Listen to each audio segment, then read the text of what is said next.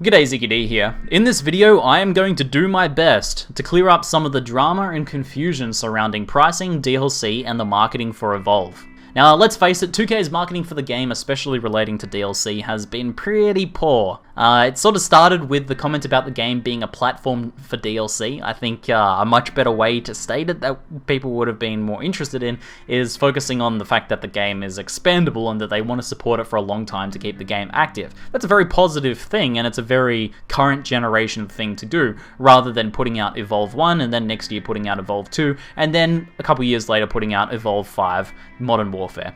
So, the next thing was probably the hard selling of DLC before the game is out. I think they've made a bit of a misstep by really going overboard on the promotion for the DLC for the game. Again, I think this just stems back from the idea that they really want to show that this is going to be a game they support long term and that they continue to expand, but the way they've gone about it has been pretty crappy.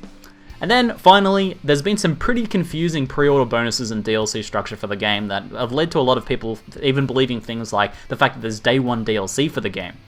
So guys, let's try and break this down as clearly as possibly and clear up some of this confusion. And hopefully if you guys see anyone being confused about all of this, you can point them to this video. So, what has been promised since the very beginning in the core game is this: 3 monsters, 12 hunters, 12 maps, and multiple game modes, which now we know includes Hunt, Rescue, Nest, and Defense mode. Now all of this is included in the basic purchase of the game. You don't need to pre-order, you don't need to pay any additional costs, you don't need to buy any day one DLC. This includes Wraith, Parnell, Abe, Kyra, and Cabot. These are all in the game with the initial purchase. They're not day one DLC like a lot of people have been sort of led to believe. They are included in the core game. So basically everything that has been promised for the core game is coming out day one with a basic purchase without any pre-order or anything else needed. Now there will be post-launch DLC that has been announced and is still in development.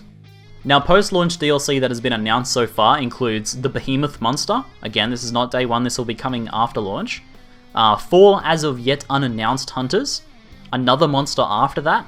Another 4 hunters that are unannounced again after that. And various cosmetic skins. Now maps and new game modes will be free DLC for everybody. The idea behind this is to not divide the community.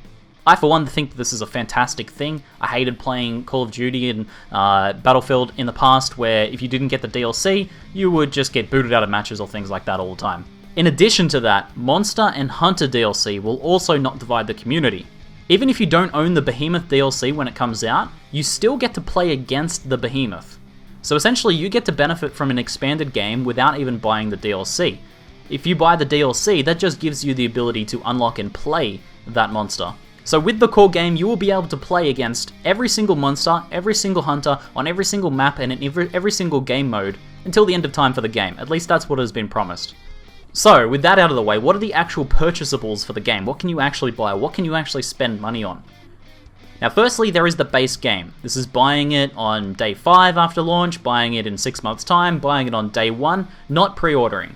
The base game includes 12 hunters, 3 monsters, 12 maps, and 4 promised game modes. So all of the things that were promised are coming in the base game. Now if you pre-order the base game, you will also unlock the Behemoth DLC once it comes out. Now I think that this is kind of shitty practice, essentially locking people into a pre-order or encouraging people to pre-order in an industry that doesn't really need that sort of thing. But this is not a day one DLC that you need to pre-order to get, this is just an additional DLC, and essentially it's akin to providing a $15 discount on the base game, and plus an additional DLC. So you get that DLC for free once it comes out. And then you also get the Cosmetic Savage Goliath skin. So for pre-ordering the base game, you unlock the Behemoth DLC once it comes out, once it's finished development, and the Cosmetic Savage Goliath skin. Guys, the simple answer to this is only pre-order the game if you actually want to play the Behemoth, and if you've played the betas and alphas and are already in love with the game and are going to be buying it anyway. Don't pre-order the game if you are unsure of whether you're even going to play the Behemoth. You will be able to still play against the Behemoth as a hunter, and you will still be able to benefit from that DLC without taking that risk of pre-ordering a game you are unsure about. Don't support pre-order bonuses if you are uncomfortable with getting the game in the first place. Now, this is another kind of shitty thing just here. Some stores may have cosmetic gun skins as their exclusive pre-order bonuses. I think that this is kind of a shitty practice as well. I'm not really a fan of this in the industry, but it's not a major thing. They're just cosmetic bonuses. Now, the next purchasable is the Hunting Season Pass. This includes a Cosmetic Savage Goliath skin, which was, one of the pre-order bonuses. And then in addition to that, it includes the Molten Goliath, Kraken, and Wraith cosmetic skins, and unannounced 4 hunters to play. So the hunter DLC that will come out after the Behemoth DLC comes out. So the season pass includes basically 1 monster DLC, 4 new hunters, and some cosmetics. Now, I don't really know why they've advertised this as a season pass when there's going to be other playable DLCs in the past. I assume that it comes down to those being in a later season or something. Again, kind of shitty marketing on that one just there. Now, the next purchasable is the Digital Deluxe Edition.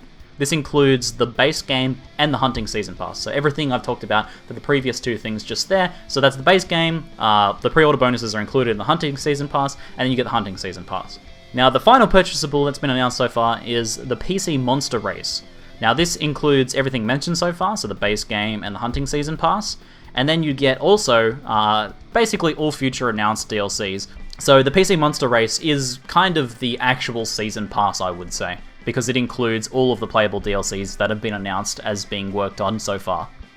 I think overall, it's not a bad model for the game, I just think it's been very poorly communicated.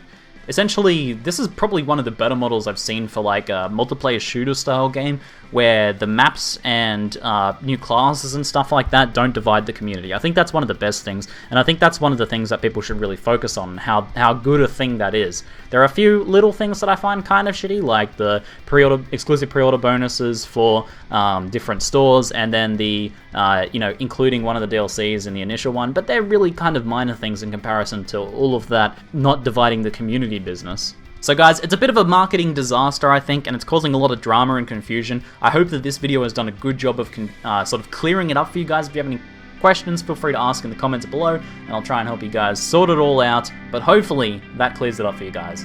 That's it for now, I'm ZiggyD, and thanks for watching.